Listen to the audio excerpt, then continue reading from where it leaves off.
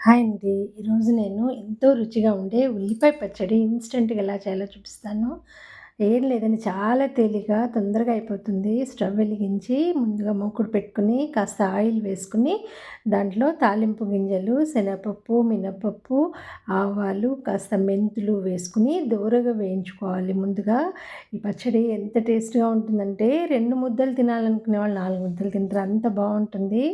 చాలా తేలిగ్గా ఉంటుంది. కూరలు ఎప్పుడైనా లేనప్పుడైనా, టైం లేనప్పుడైనా ఇది చేసుకుంటే ఎంతో రుచిగా ఉంటుంది. దీంట్లో మెంతులు కాస్త ఒక్క స్పూన్, కొంచెం ఇంగువ వేస్తే ఫ్లేవర్ బావుంటుంది. లాస్ట్‌కి ఎండుమిరపకాయలు వేస్తే దోరగా వేగుతాయి. ముందుగా వేస్తే నల్లగా పడిపోతాయి. లాస్ట్‌కి వేసి స్టవ్ ఆపే ముందు వేస్తే చాలా బావుంటుంది. తిరగమాత పక్కన పెట్టేసుకొని అదే బాండలీలో 2 పెద్ద ఉల్లిపాయలు వేశానండి నేను. 2 పెద్ద ఉల్లిపాయలు, కొంచెం చింతపండు వేసి పూర్తిగా ఫ్రై అవ్వక్కర్లా ఇలా దోరగా వేగితే సరిపోతుంది.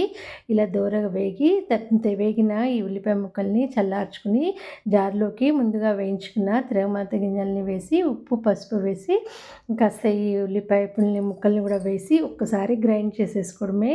కాస్త కచ్చా పచ్చాగా చేసుకుంటే చాలా బావుంటుంది. పచ్చడి తినాలనే ప్రియులకి మొదటి ముద్దలో ఈ పచ్చడి చాలా బావుంటుంది. వెరైటీగా కూడా ఉంటుంది. తొందరగా అయిపోతుంది. చాలా బావుంటుంది. తప్పకుండా ట్రై చేయండి. Thanks for watching.